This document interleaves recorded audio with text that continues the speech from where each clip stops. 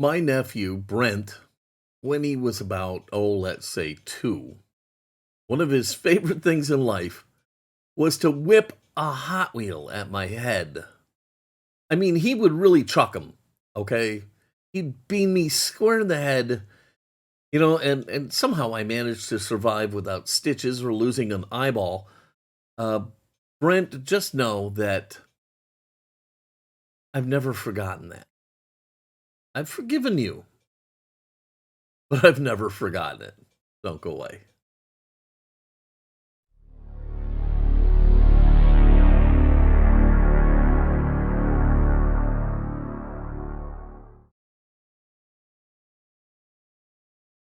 Hello, everybody, and welcome to Fat Guy Productions. I am Paul, coming to you as always from beautiful Las Vegas, Nevada. And yes, my nephew would peg me good with diecast cars. I mean, and what are you going to do? You can't clock him back, you have to just, oh, Brent, don't throw Hot Wheels at Uncle Paul. Ah! Damn. That's kind of how it went. It was his favorite thing. He loved it. I mean, he just loved it. Me, not so much. Anyhow, so that got me to thinking, because look, I have a Sweet 16 custom Barracuda that I want to restore. And it got me to thinking, now that Brent is a man and has a family of his own, um, when he was in high school, he bought a Barracuda and restored it. And this thing is stunning. I'll show you a picture of it here in a second. And I thought to myself, I want to make a tribute to Brent's Barracuda. After all, what seems more appropriate than in some fashion me giving him a Hot Wheel back? So that's what we're going to do today. Let's get to work. Okay, so we're going to be working with a Hot Wheels Redline Sweet 16 Custom Barracuda. And right off the bat, we're going to have some problems in trying to make this look like my nephew's. So here is a picture of a 66 Barracuda, and you see the very distinctive rear window. We're not going to have that. The car changed substantially in 67, and here's a 67, and this is what Mattel chose to use as the basis for their custom Barracuda, as you can see here. It doesn't have the wraparound window, and it's got those weird power bulges in the hood that I'm going to have to deal with. But here is my nephew's car, and you can see it's just a beautiful, beautiful Barracuda. He bought this when he was in high school, did all the work himself. Just it came out really beautiful. And, I guess what we're doing today is we're actually doing a tribute car, meaning the car is intended to invoke memories of his car and not be a dead-on match, because frankly, I'd have to grind off the power bulges, and I'm not doing that to a Sweet 16. I'm just not. So I'm going to have to figure out a way to do the stripes. The wheels are going to be different. It's not going to be the same car, but it's going to be the same car.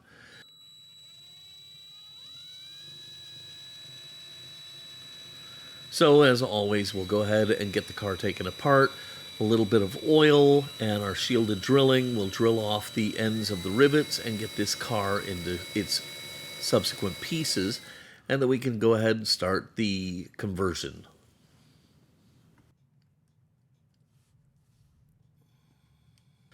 So we have the rivets all drilled off, and the car still needed a little assistance from my screwdriver. Pop off the base, and like I said, the base is in really nice shape. Inside we have the interior. It's in fine shape. Has anybody pulled one of these apart and really had an interior that was unreusable? I mean, they're pretty protected in there. Here's that glass, and this glass is terrible because somebody painted the back window. I don't want to mess with it. I'm just going to order a brand new one because they're available. So this one will get saved in case I ever need it, but it's going to get put to the side.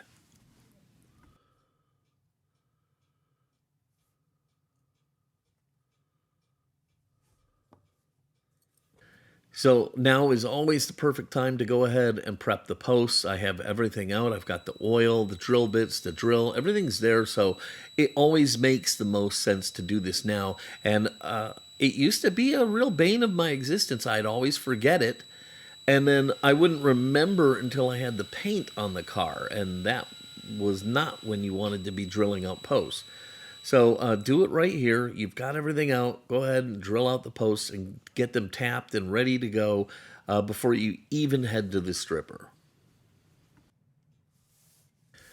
Okay, so Citrus Strip really has screwed me over on the warm liquid goo. First of all, it's this stupid creamy color instead of that really clear looking orange. So I don't like that. And then also it's so thick. This is going to take forever to sink down. Okay. Even at 20 times speed, this is going to take forever. So I'm going to have to edit it down. Otherwise, we're going to just sit here at 20 times speed watching this thing sink forever. But yeah, Citrus Strip, fix your stuff.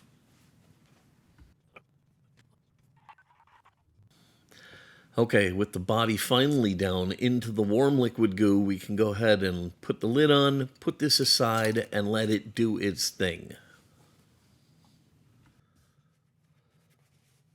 Okay, so the next day came and I've gone ahead and plucked the body out of the warm liquid goo and given it a good wash. We can see what we have, and I don't really need to worry about it too much. All I'm really looking for today is damage or specks of paint that didn't come off, because while it's going to get a candy paint job, it's still going to have an opaque primer layer on it because I'm using Candy 2.0 by Createx. So what's going to happen is we're going to prime it, put a base coat on it, and then the paint. So I don't need to worry about things like toning and stuff like that. All I have to do is make sure it's nice and clean and make sure there's no specks of paint on it, repair any damage to it, and short of that, we're ready to take this over to paint.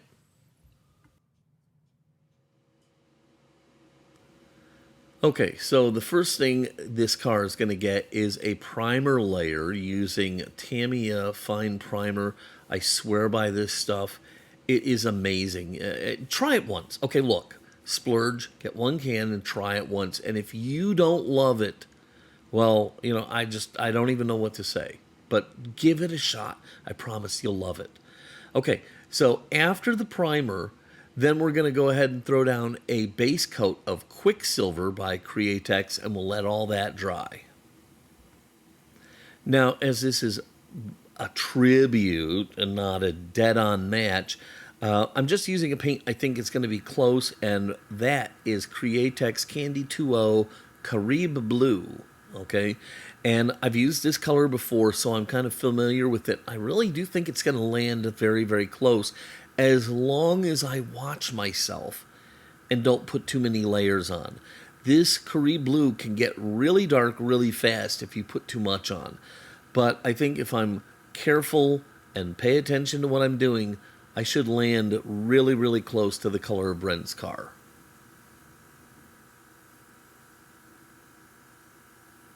Yeah, I'm really feeling this color. And because it is a candy paint and it's over the Quicksilver layer, it's got a little bit of a sparkle to it. So it won't show up and be, in your face. But if the light catches it right, or if you take it out in the sun, this thing is going to sparkle.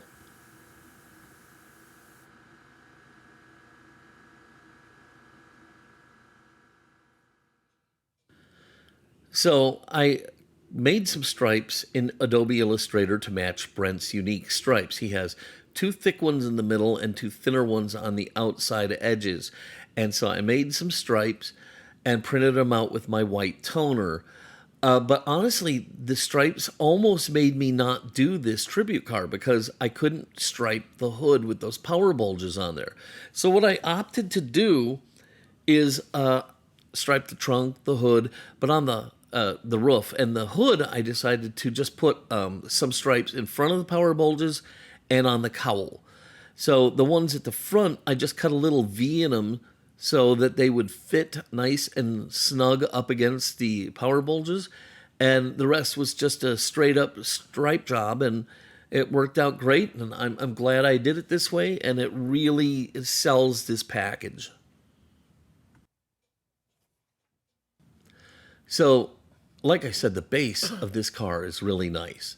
But really nice isn't great, so I'm still going to give it some love. I'm going to plop it into my little container, and then I'm going to go ahead and spritz it down with the Flitz Calcium Rust and Lime.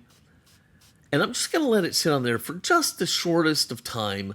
Then I'm going to wash this off and brush it down with a brass bristle brush. This should just really make the base look nice.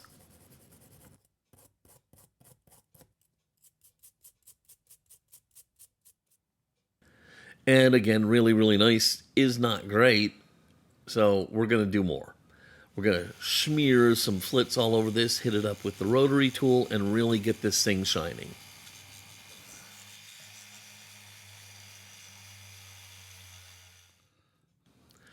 Once I've polished the entire base with the Flitz, I'll take it to a nice microfiber cloth, and I'm going to buff everything out really, really well, and the base is going to look beautiful. It already looked great. You really, honestly could have gone forward without doing all of this, but I wanted to take the car that one extra step.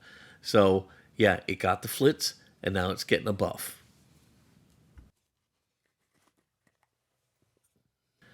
And now, so that this isn't all tarnished and crappy looking in 2 weeks, I'm going to protect the base using my Renaissance wax. And all you do is just get some on your finger and kind of smear it in, rub it into all the nooks and crannies. Make sure you get it everywhere. Rub it in from different directions so you get every little spot. And then let it dry for a second and then just buff it off.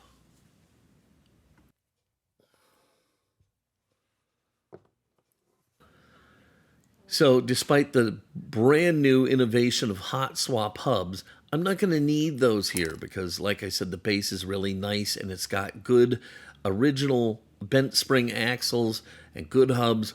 So, all I got to do is get rid of these crummy old tires. I'll stick with my old standby way of nipping them away, and then I can put some new ones on.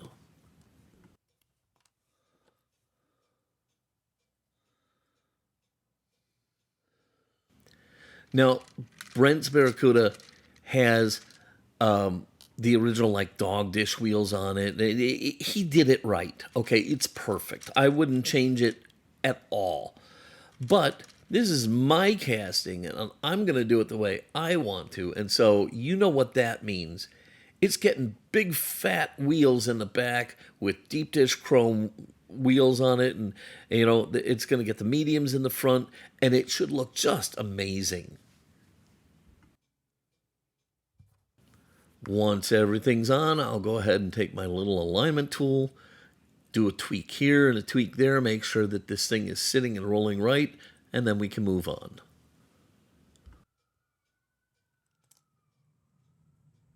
So once the decals were nice and dry, I went ahead and sealed everything up with some of my clear coat from Bright Vision and let that dry, and now we're ready to just go ahead and put this car back together. The windshield actually kind of hooks in over the top of the dash and then lays into place.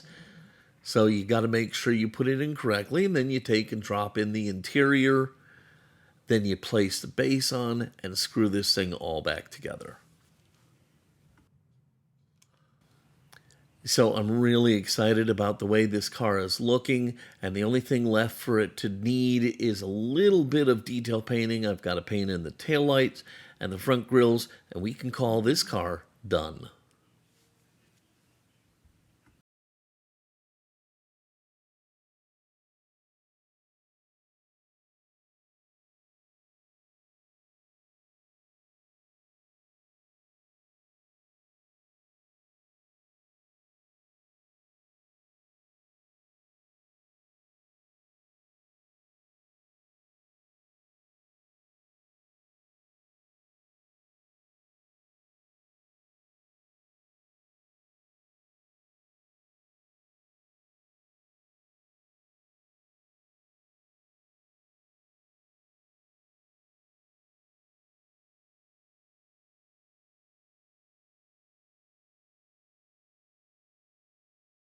All right, there she is. My tribute to Brent's 1966 Barracuda. Of course, this is a 67, and it comes from the first year of Hot Wheel Redlines. This is the custom Barracuda, and I think it came out fantastic.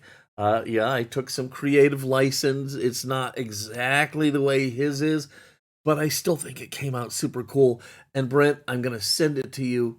I hope you love it.